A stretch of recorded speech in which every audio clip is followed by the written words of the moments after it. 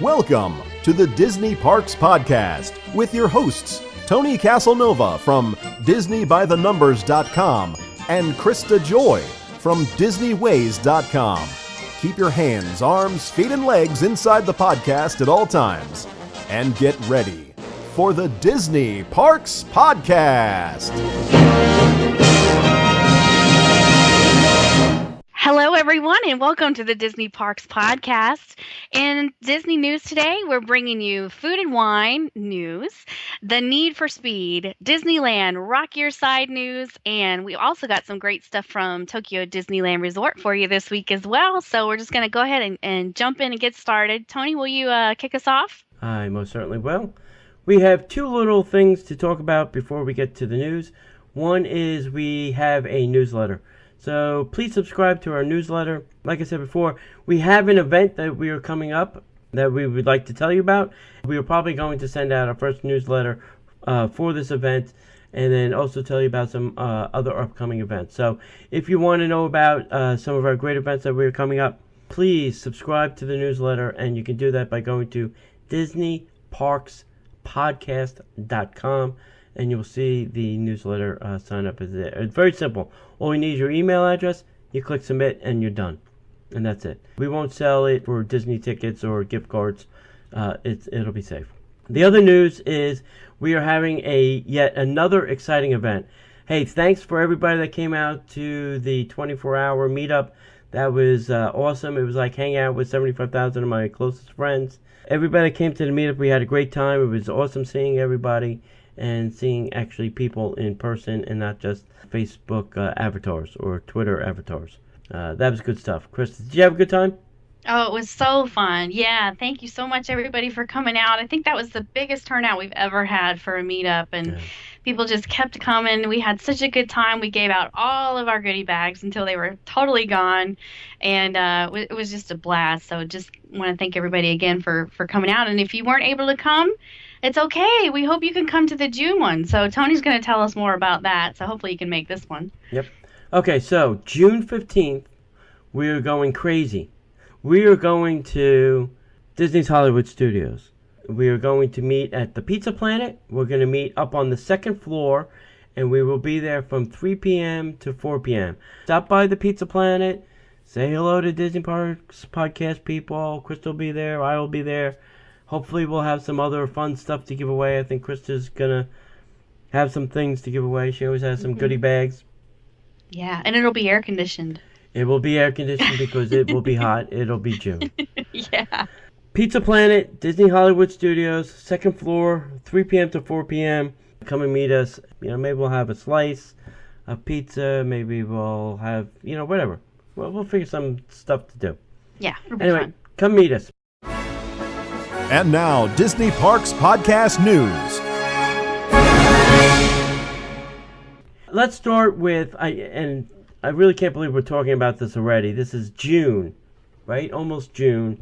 And we're talking about Food and Wine Festival already. So they've let out a little news about some of the new marketplaces that are coming. Now, I also read this year, besides these new marketplaces, that they are now starting September 19th and not ending until November 10th. So it is even longer than it's previously been. And last year was 46 days because of leap year. I think this is even longer. I haven't counted the days, but I think we're going to get close to 50 days. Listen, if you've never been to Epcot Food and Wine, I think this is going to have to be the year that you have to come. So come on down, check it out. If you like food and you like wine and you like beer and you like eating and you like drinking and you like parks and you like Disney, you like Epcot, this is probably the place to be. Okay, the first new marketplace is the Patagonia Marketplace, which will merge the flavors of Argentina and Chile in dishes like sustainable roasted Verlasima salmon with quinoa salad drizzled with kiki arugula chimichurri. Woo! Kiki arugula chimichurri, not, your lazy chimichurri. Yeah, not you're just going to sit around and be arugula. This is your kiki. You compare that with a great Chilean wine, Pinot Noir or Rosé. So they're going to have some wine pairings for these as always. Okay. Very interesting. I'm going to break from this story for 1 second. But I heard a rumor that Brazil was going to be a new country put in Epcot, where the outpost is. Think about that. Awesome. Yeah, think about that while I go on to the other two. The next one on the list is what they're calling the Farm Fresh Market, and this replaces last year's Florida local marketplace with a perfect briner. This is breakfast for dinner. Get it? Briner. Brenner. Brenner? You think it's Yeah. Brenner? Brenner, Yeah. Briner? Whatever. Breakfast for dinner. Who hasn't had breakfast for dinner? They are going to feature bacon and eggs with applewood smoked pepper-coated bacon, sweet corn, potatoes, Hollandaise, and pickled jalapenos. Or try the griddled yardbird, which is chicken braised with greens. Or the Happy to See You Orlando Brewing Company will have their IPA there on the menu. They'll also have a trendy Baba Black Lager breakfast for dinner. Who doesn't like it? I'm surprised they don't have pancakes, like some kind of specialty pancakes. Maybe next year. And maybe they'll add it later. Mm-hmm. All right, and who didn't expect this? The Brazilian marketplace is back with that widely popular crispy pork belly with black beans, onions, avocado, and cilantro. The chefs are also adding tilapia with coconut lime sauce and steamed rice, Brazilian bread, and Brazilian coconut candy. So that doesn't sound too shabby. I did have the pork belly at the tasting, the Tables and Wine event, which was pretty good. I like that. Also, the Poland marketplace switches up the popular pierogi with a new sauerkraut pierogi and pork goulash. That's a little sneak peek at some of the new things coming to Food and Wine. Another little note is we added on our website a donation button. If you would like to donate anything to the Disney Parks Podcast to help us support this podcast, we would truly appreciate anything that you can donate. You just go to DisneyParksPodcast.com, hit the donate button, pick any amount you want, hit submit, and you're done. Yes, it would help. And also, if you or someone you know has a Disney-related business and would like to send us an application to sponsor an episode or a season of the Disney Parks Podcast, just let us know. We've got several package options available, and we'd love to hear from you on that. Anything else you wanted to add there, Tony? Nope, I'm good. Okay, let's talk about Harambe Nights, the street party that's coming to Disney's Animal Kingdom. There's a dazzling array of African Indian flavors to come, and they've announced the menu. So here we go. We're going to talk about food some more, and I'm going to be more hungry when we're done. So starting with fresh cooked breads, salads, and more. So here's what we've got in that category. Watercress, melon, feta, and berry balsamic onion salad. There's another salad with tomato, paneer, carrot, and cilantro. A roasted beetroot salad with sunflower seeds. Creamy mac and cheese. That sounds pretty good. Spicy vegetables samosa with mango chutney. A traditional naan, onion kulcha, and papadum breads. Roasted pepper hummus, Rita, and garlic ginger pickle. So those are your bread, salads, and more. Next, you have the surf and turf menu, which includes mango, radish, lime, and mustard seed salad. There's a watermelon, cucumber, and fennel salad. There's a coriander chutney, roasted potatoes, line-caught corvina filet with a Agone curry sauce, and then on stage, seared lamb chops with tamarind pomegranate sauce. Sounds interesting. And next, you have your slow cook action stations. We're going to take some action here. Forked tender peri barbecued pork, vegetarian eggplant tikka masala curry served over creamy goat cheese pap, butter chicken thighs, vegetarian legume served over basmati rice. So those are the slow cook action stations. And then finally, the sweets menu. There's a golden pineapple with toasted coconut, apple slices with marula caramel sauce, ripe melon with minted lime yogurt dip, rice pudding, dried fruit compote, and pistachio gremolata, Next, there's a caramel salted Tanzania chocolate Kenya coffee bite, chai cream with zebra stripes, and last but not least, you've got ice cream bars on the sweet selection. So all kinds of good stuff for the Harambe Nights dinners that are coming up. Okay, so here's the question that you ask yourself. Is that worth $119? Right. Yeah, I have a tough time. I think this is an all-you-can-eat, which, is fine. But still, so the entertainment and the food, is that worth $119? I'm not 100% sold yet. The jury's still out. Yeah, the jury's still out for me. I'm not sure if I'm going to try this or not. And Tony, I don't know if you got it, but I even got something in the mail. I did, yes. So they are really pushing this thing. Yeah. Maybe it's going to be spectacular due to the entertainment and stuff. I don't know. It looks to me like at least part of it is going to be outdoors, which is what kind of turned me off because it's going to be hot. It's hot right now. Yeah, and you're going to be eating all this food, and it just doesn't sound fun to me because it's outdoors. But hopefully I'm wrong. Hopefully they'll have it and it'll be fabulous. And I don't think the Lion King show needs a narrator. I think it's a self-explanatory story. But I don't know. I could be wrong. Maybe I'm judging this too harshly because it's in the half-day park. I don't know. We'll have to give it a shot. Yeah. Maybe I'll let somebody go, tape some video, put it up on the internet, and they can make a judging rule on whether I feel like going. Yeah. And if anybody out there listening has booked this already and knows they're going to go, let us know after you're done. Let us know if it was good. We'll have you on the show to come talk about it. So yeah. Definitely call us at 407-476-8898 and tell us if you're booked because... Okay, so next up we are going to have a little contest. Okay, if you remember, I don't know how long ago, we had on Keith Lapning, and he has these awesome buttons that he gives away. One is Olaf, and it says, I love warm hugs. Another one is like Dumbo, and it's like Epcot bar crawl captain. So he has all these great little buttons. We are going to give away one button. One. I'm holding up my finger one. You can see that. One button. And this is what you have to do. You have to go to iTunes and rate us and review us. Go to iTunes, get on your account there, and then go to the Disney Parks Podcast.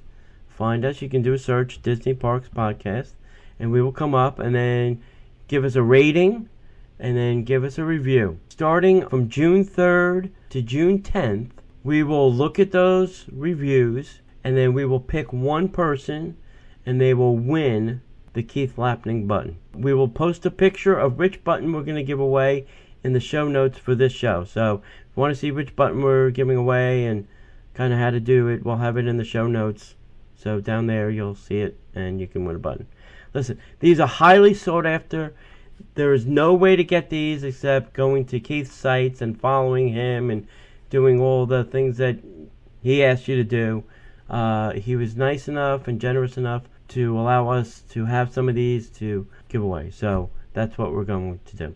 We are going to have other contests coming up with these. So, if you don't win this one, there will possibly be some other opportunities. No, we're super excited. We just so appreciate Keith. He has such a passion for, Disney fans like himself and just really wants to share these buttons with everybody. So I hope that you'll go in and rate us and review us and in the drawing to win one. Like Tony said, we'll try to have more contests in the future for these because they are a hot commodity. People are just really, really loving these buttons, and you can't buy them. So there you go. Yeah, I have a picture of 4 of them on the Disney by the Numbers page on Facebook, and it is just blowing up with comments and likes. So they're adorable. Yeah, I'm sure if you go to Keith's site, you can see probably plenty of the buttons, but there are some out there.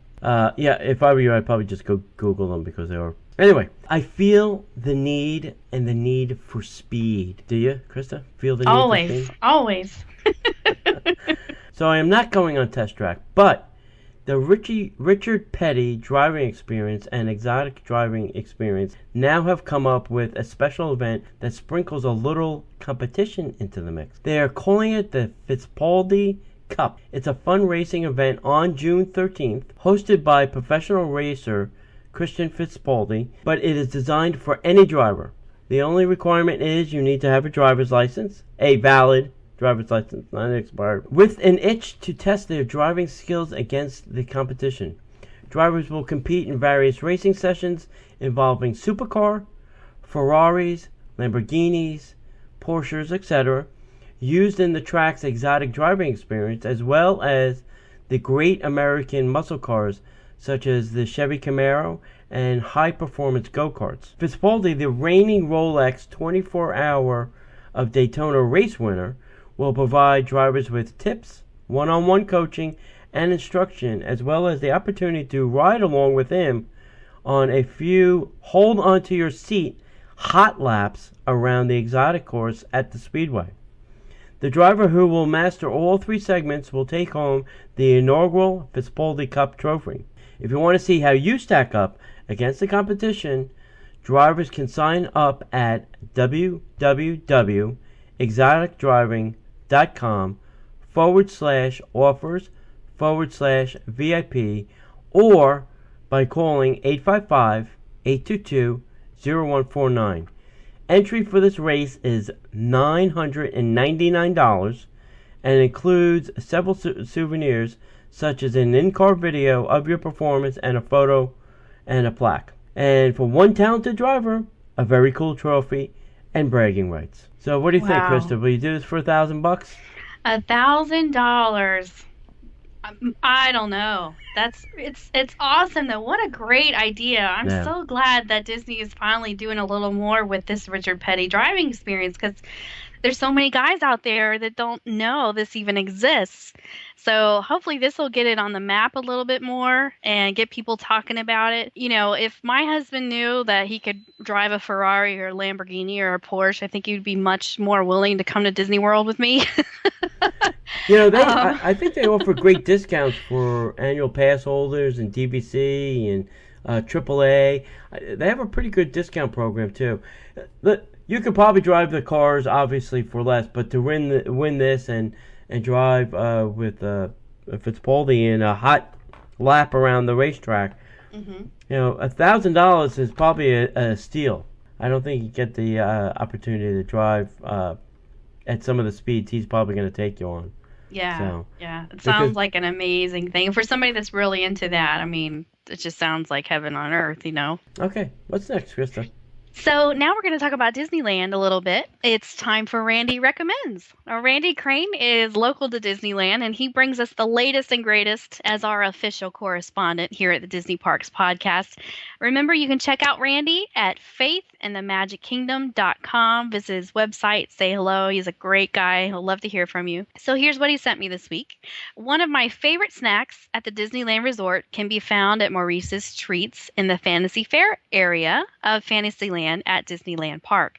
There are 3 pastry twists at this outdoor vending cart, and my favorite in the cheddar garlic is the cheddar garlic bagel twist. It isn't flaky like the chocolate twist and the strawberry twist, but to me, that's a good thing. It's easier to eat. The flavor is excellent, with the garlic being noticeable but not overpowering, and the cheese tasting very fresh. Surprisingly, it isn't greasy at all.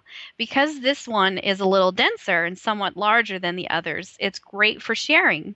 I will say that it cools down rather quickly on cold days, and it tastes better warm than cold, so keep that in mind when you order it. So according to Randy, we need to go to Maurice's Treats and try specifically the cheddar garlic bagel twist. It sounds amazing. I'm really sorry we don't have something like that here in Disney World. I was just going to say, we've had a lot of food in this episode. We're going to have a lot of hungry people. This should be like the Disney food news. Yeah. Disney food porn, brought to you by Disney Food. In an effort to bring you even yet more Disney fun, the Disney Parks Podcast is now on YouTube. We've posted some previous shows. We're going to do some more postings up there, but if you'd like to go check us out, we are at youtube.com/user/DisneyPK Podcast. And you'll see shows and logos, and I've posted up some other crazy videos that I've been doing. So we're going to have a whole bunch of stuff up there and all the shows. So if you can't listen to the show in other places like Stitcher and iTunes and off the website or whatever. And this is another place for you to go to the show. If you'd like, you can subscribe there, and once you do, all the shows will come to your email each week, depending on your settings that you choose. You'll have all the fun right there in your inbox. Yeah, so we're going to put podcasts on there to listen to, but we're also going to have exclusive video content that you won't find anywhere else. So this is just a super thing, and Tony's been working really hard on it, so I hope you'll check it out. It's awesome. Okay, our friend Trish, who's been, I guess, on vacation for a while, or as she says, busy with work, she finally sent us some great news this week, and don't forget that you can follow Trish on Twitter at Dream Sweets Love. And she is our Tokyo News correspondent, and she has some great stuff this week. And I was reading this earlier, and I was like, what? This is crazy. Tokyo Disneyland's got a new show, and it's called Once Upon a Time. It's a new nighttime spectacular which started May 28th. Once Upon a Time is a castle projection show that includes fireworks, lasers, searchlight, and you ready? Fire cannons. Mm-hmm. Fire cannons. I'm going to say that again. If you've never seen a Tokyo Disneyland show, there are 2 fire cannons on either side of the castle, and they shoot fire the entire height of the castle. That is awesome. Trish, you have to post a video of this somewhere that we can all see, because I need to see fire cannons shooting fire as tall as the castle, because I that's going to be blown away. Projection show. Come on. Fire cannon. Come on, I can't even say that enough. Alright, the show will have a 15-minute runtime, and, it's interesting there. They do lottery for seating. I guess you have to go sign up somewhere, probably in the park, and then if, I guess, your name is drawn, maybe they text you and say, hey, you've been drawn, you can go get seating for the show. I'm sure you can probably see the fire cannons from the entrance, but if you want to see the whole show, you probably have to get a seat. Once Upon a Time will run twice a night in the spring, but once the summer events start, it'll only be running 3 times a night. And Trish says she'll definitely be there for the previews and let us know all about it. So This is so cool. Thank you so much, Trish, for sending this in. We've missed hearing your Tokyo Disneyland resort news, but we appreciate you. I know it takes a lot of time, and she's very busy. She's a mommy, and there's a whole different time zone going over there in Tokyo. So yeah, I definitely want to see videos of this. If this is anything like the Paris show with the lasers and the water and the projection, this thing will be mind-blowing, so I'm definitely excited to see this. Yeah. If you would like to give us a call, leave your comment, leave a thought, or even if you'd like to be on the Disney Parks podcast with us, we've had other listeners. You can be one too. Give us a call at 407-476-8898. And now, the Disney Parks podcast infotainment segment.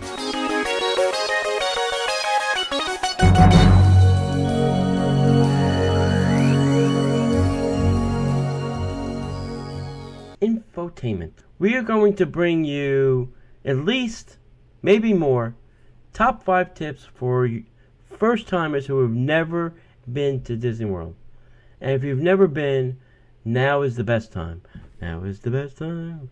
Now is the best time. I felt like I was breaking out to big, beautiful world out there. You have to come because, hey, you know what? May 28th, the Mine Train's opening. And Disney is advertising it on television like it's crazy. It's going out of style. Mm-hmm. If you want to come to Construction World, come on down. We got a lot of things going on down here. It shouldn't be that crazy by the time you get here. Some of it might be done. Maybe not. Anyway, top 5 tips for first-timers. Krista, what would you give a first-timer that's never been here? Tip number 5. Okay. Well, this isn't really in any particular order, but I think something really important is to know when to go. If you can, you want to arrive at Walt Disney World in one of the first 3 Saturdays after Thanksgiving. The reason for that is the weather is beautiful and there will be low crowds. Very late February or very early March is busy, a little bit warmer, and expensive. But if you got to come during, spring break, that's when you want to do it. Late February, early March. Also, between the second week after Easter and the week before Memorial Day, those are good times to come. Mid to late October, so you can enjoy the Food and Wine Festival. The weather's pretty good. It's not too hot or too cold in October. And then in December, if you can come up until a week before Christmas, you're going to enjoy nice cool weather and also the bonus of lower crowds. So it's important to know when to come, because that can make a huge difference in your vacation, how crowded it is and how hot it is and stuff like that. So it's pretty important for a first timer, I think. Yeah. Yeah, if you've never come, you probably want to come when it's less crowded. Otherwise, you're not going to have a very good time. One of the items on my list is to get the Disney Experience app. And I thought I'd never say that, but it's come to the point where you really need the Disney Experience app, because there are a lot of things in here that you can do. One is link your Magic Band to your park media. That's number one. So that'll be important, because then that'll allow you to get fast passes. You'll be able to make fast passes on your phone while you're at an attraction or on the bus to the park or wherever you are. It also now has wait times, places to meet characters. You can make dining reservations. You can see all of your plans that are in here, and a whole bunch more. There's a whole bunch of things. There's park maps in here. This is the only thing you'll need when you're in the park would be the Disney Experience app. And I think that's what they're trying to do, is put all the information in the pocket of your hand so that you can have a better experience in the park. And yeah, you're going to have to carry your phone, and yes, it's going to have to be charged. And spend the time with your family. Just use the phone for what you need it to get the job done, whether it's fast pass or dining or finding a time for a show or a parade or a character meet and greet. But after that, just tuck the phone away into your pocket until the next time you need to use it. Krista? That's good stuff. Absolutely. And, I know that a lot of our listeners have probably been to Disney several times, but if you're like me, you'll have friends and family that come into your life and have actually never been, and that, they want to know, okay, tell me everything, and it's a little overwhelming unless the most important things to tell a first timer. So we're just trying to help you out in that category. So hopefully these suggestions will help you out a little bit, because I know I feel overwhelmed when people are like, what should I do? I've never been. So the next one I wanted to mention was Disney World rides are actually, some of them have there's restrictions on heights. So if you have children with you, you'll want to know which rides they're tall enough to ride and not ride before you come, just because it'll save you some walking and some time and stuff like that. There are plenty of charts and stuff like that on the internet if you want to print those out. But just really quickly, if your child is less than 38 inches tall, they can't do things like Rock and Roller Coaster, Space Mountain, Test Track, Tower of Terror. They need to be at least 39 inches tall for those. If your child's less than 40 inches tall, they won't be able to do Big Thunder, Splash Mountain, Dinosaur, those either. 44 inches tall or less, again, the list gets a little smaller. And then for 48 inches tall or less, the only two rides would be Rock and Roller Coaster or Primeval Whirl. They can't do those two.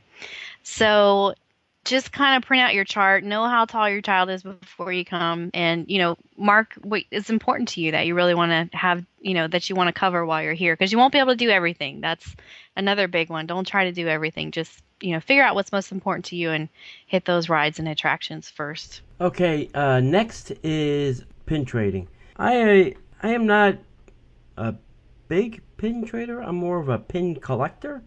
So I kind of buy the pins that I like to keep in my collection. There are a few sometimes that I trade, but if you are coming to Disney, you can go to like eBay and buy some pins that are cheap. You'll find people that'll sell you, maybe 10, 20 pins in a batch that are, maybe only $1 or $2 each. And they're okay. Just make sure that they're really Disney pins and they're not, knockoffs or fakes or things like that. You don't want to come down here and start trading pins that you can't trade with cast members. So you can trade pins with everybody in the park. So if you see somebody walking around with a lanyard, just kind of know the etiquette. Say, excuse me, can I look at your pins or trade pins with you. And most people that have pins will do that. If you see cast members, every cast member has some Disney pins on them. And it's the same kind of thing. You just go up and say, "Excuse me, can I see your pins?" And they will gladly show you your pins. And then you just take off the pin that you want to trade, and you say, "Hey, can I trade that for, whichever pin you see that you like?" And the cast member will certainly do that. They may even give you some tips on, places to get pins, or better, places to find some hard to find pins. You could ask them those things. And ask them also if they have any exclusive pins. Sometimes they have some exclusive pins that are, what they call cast member only pins. And they'll tell you which ones those are, and those might be something that you want to, trade with that cast member. It's also a nice place, a nice way to meet other people and meet cast members. A lot of the times you'll strike up a great conversation. You'll find out where they're from or what they do and, their favorite attractions and things like that. So it's always nice to talk to a cast member because after all, they're there to help you. And they're there to help you have a better Disney experience. So Yeah. pin trading is just a way to get the conversation started. Yeah, definitely. And management gives them those pins to trade with you. So it's actually something that they're wanting to do. So don't be shy. Go ahead and interact with those cast members and they'll gladly trade pins with you. That's a good one. So the next one on my list was you probably will want to think about dining in off hours. And actually, this is good too. If you just plan one table service meal per day, that's kind of a good, way to get started because if you plan three, you can end up, taking a lot of your time just eating. If you're, more about attractions and shows, you can do one, table service a day and, sit down and enjoy that. There's character dining and stuff like that. So, you'll get time with the characters if you book that kind of thing. The off hours is important too. If you can be a little flexible and maybe have lunch at 2:00 instead of right at noon, you're going to have a much better chance of getting the restaurants you want. So, if you can just keep that in mind and kind of be flexible, move your dining times around a little bit, you'll have a much better chance of eating in those restaurants that you want to eat in.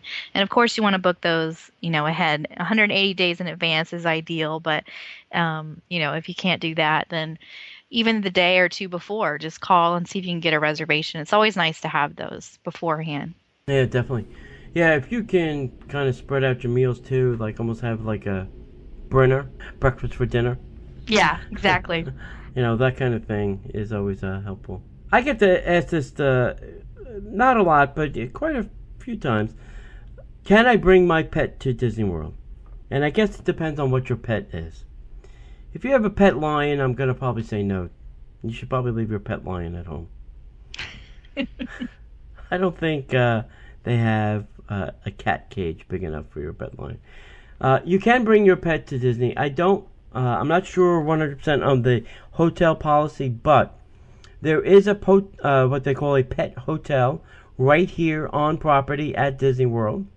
It is called Best Friends Pet Care, and they will take your pet cat or dog, or I think they even take some small things like guinea pigs and bunnies and birds and things like that. So you can give them a call. You can find them on the internet at Best Friends Pet Care. Just Google that. You'll find their website. You'll see the location here in Walt Disney World. You can give them a call and talk to them about any concerns. They have different levels of, service for your cat or your dog. I mean, all the way up to a private room with its own little television and a nice little sleeping area and their own little dog walker and all that kind of stuff. They're really nice. They're really easy to work with. My daughter, when she moved down here, brought her dog, and when she went to work, she would bring her dog over to Best Friends, and they took really good care. They even kind of clean them up if you want and bathe them and things like that. So it's a great place to bring your pet. Listen, everybody wants to come to Disney, including your pet. There you go. You can bring your pet with you. There you go. Yeah. So if you have a service animal, of course, it'll be allowed in the park with you. But otherwise, there's this optional little place for them to stay. So it's really good. Very nice. For a price. You can get just about anything for a price. So Yeah. Really, they weren't that expensive. Well, that's good. And I think they do take some discounts too. I think pass holders and AAA and some other things too. So Awesome. yeah, That's yeah. good. Always ask. I mean, anywhere you go on property, ask them. What discounts they take, Yeah. because a lot of places will take some discounts. AARP, AAA. Don't be afraid to say I'm a AARP card holder. Yeah, that's really good advice. Yeah. So the next one I wanted to mention was proper footwear. This is a big deal because studies have shown you can walk, all the way up to 13 miles in one day if you're really walking a lot at the theme park. So you want to be sure that your feet are comfortable and you have, proper support. I see a lot of people in flip-flops, and that's great if that's what works for you. Me personally, I have to have, sneakers with good firm support if I want to be around all day without blisters or anything else. So, kind of a simple thing, but it is pretty important. You just don't realize how much you're going to be walking until you get here and, start running around and enjoying everything. So if you're wearing the proper footwear, you won't have to take a break to change shoes or go back to the resort to rest your feet and stuff like that. So kind of a big deal. Yeah, it's very important. The one tip I would add to that is do not bring your new pair of sneakers here to break them in. That is probably a bozo no-no. That is probably going to give you some blisters and foot pains, because if you've never used them, this is not the place to test them. Yeah. Because I've seen people throw out shoes, go get different shoes because they were just not the proper fit. And they were testing them here, which is crazy. Okay, my tip, next one, is that you can have a wake-up call from a character if you stay at a Walt Disney World Resort. So if you stay at a Disney resort, you can ask for a wake-up call, and I think they've rotated these, because I think it used to be Stitch, and I think they're back to Mickey now. So a character will call you at the specified time, and you can hear whichever character it is. Say, good morning, rise and shine, time to go, get in the parks, go spend some more money, thank you. But that is something that you can do only if you're staying at a Disney resort. Kind of a nice little thing if you have some little ones. You put it on speakerphone and all the kids can, hear the character give us a little speech. Yeah, that's a good one. And then I would like to mention themeparkconcierges.com. We have Ramon Rodriguez on the show before. He runs Theme Park Concierges. He is amazing with, first-time visitors. He will call you the night before and just find out what's important to you and all that good stuff, and show you around the parks. Make sure you get to do what you're hoping to do, with the least amount of walking. He helps you with dining reservations. He'll help you if you have a quick service meal. You need him to go ahead and order while you're on a ride, and then you just come and sit down and eat instead of having to wait in the line. There's endless things that he can do for you to make the trip absolutely perfect and stress-free. Not to mention, you won't even have to look at the map. He just knows where everything is. So he's very affordable. You can hire him for 4 hours or the entire day, and I highly, highly recommend Ramon Rodriguez, themeparkconcierges.com. Give him a call if you're wanting, to not have to have a vacation after your vacation. It's great to use Ramon and just have him show you around. There's just no better way to do it. All right, that's good. It's like having a Ramon Disney experience in your pocket. Yep, totally. All right, once you get down to Disney and you're staying at a Disney resort, or if you're going to one of the parks, this tip will be important. Transportation will take you longer than you really think it does. This is something, I usually have people ask me, hey, Tony, how long does it take to get from, Animal Kingdom to the Magic Kingdom? It's a lot longer than you really think. By the time the bus comes and you get on the bus and the bus goes all the way over to the Magic Kingdom, that's a long time. And a lot of, sometimes the questions I get is, how do you go from resort to resort? That's kind of a trickier situation, and that takes even a little bit longer, because typically you have to go from a resort to a park or a resort to downtown Disney to get to another resort. Mm-hmm. Unless, of course, you're like on the monorail, and then you can just take it around to any of the Magic Kingdom resorts, and then that's easy. Okay, that's not always the case. If you're trying to get, say, from the Contemporary to the Animal Kingdom for dinner, that's a little bit of a fun bus ride. Plan that into your day when you're thinking about, how long you want to be out, what time you have to be back, maybe to the room to get ready for dinner because it's in another resort. All of those things take into consideration. Boats go slower than buses. Buses go slower than monorails. There's no traffic on, the monorail except for the other monorails. There's no cars on the monorail. There's no people going across the monorail. So that is obviously a little bit quicker. But make sure that you add that into your planning and your stay. Yeah, totally. And when I was booking dining, we had to read the policies after every time we booked somebody. And one of the policies was to allow yourself an hour to an hour and a half if you're using Disney transportation. So, and people would be like, what? Why is it so long? And the reason is the buses come like once every 20 minutes or so. What if you have to wait for the next bus? The monorail runs about every 4 minutes, but if there's a whole lot of people in front of you, you're going to have to wait for maybe 5 monorails, cycles till it's time for you to go, stuff like that. So, as a general rule, if you allow yourself an hour to an hour and a half to get to a different park or a different resort, you're going to be on time.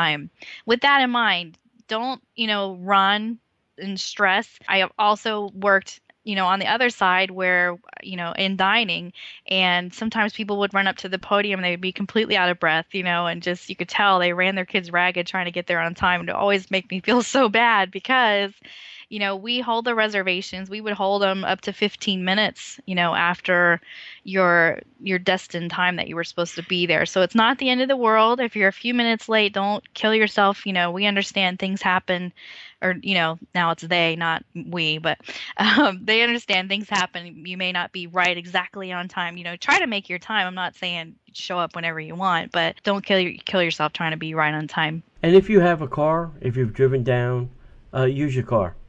It's a lot faster. Even if you're going to the park. All right, if you're staying at, one of the Magic Kingdom resorts, you're probably not going to take your car to the Magic Kingdom. That would be silly. But, use your car to get around. And, sometimes it's just quicker to get a cab, and they're typically not expensive if you're going from resort to resort. Myself and my kids used to do that. If we were going to resort to resort, sometimes a $12 cab ride is, better than an hour and a half on the bus. Really true. So pick your transportation battles.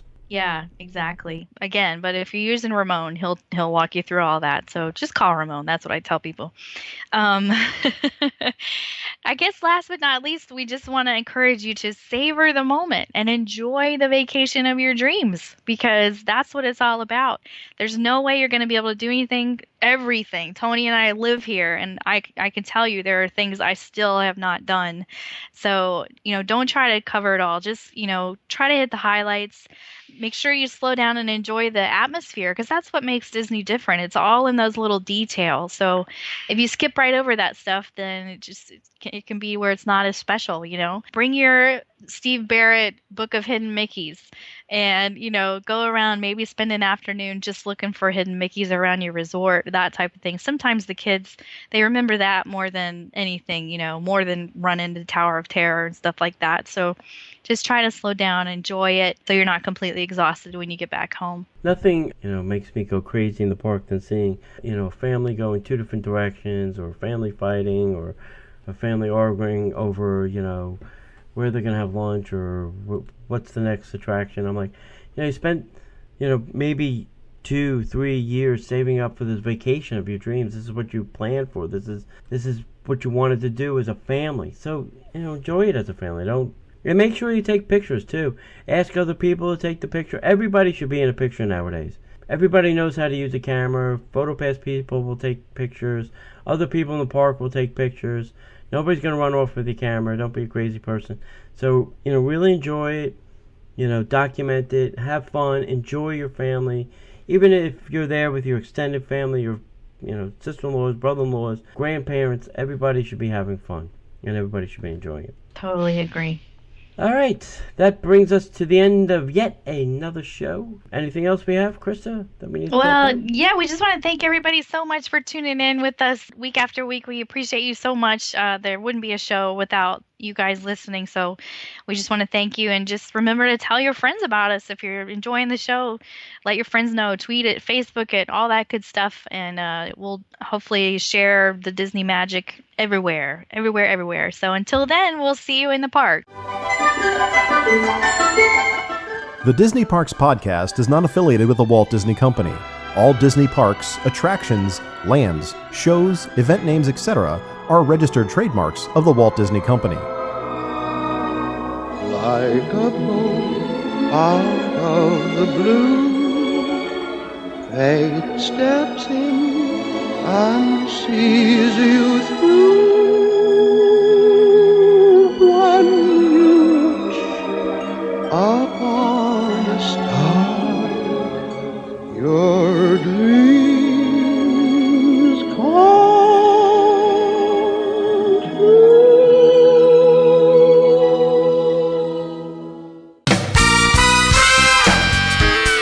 Hidden Gem Productions. If you're in need of audio services or voice talent, contact Hidden Gem Productions. Our professional team will provide fast, custom audio services and talent at a reasonable price. Our goal is to completely satisfy your audio needs and exceed your expectations. No project is too small.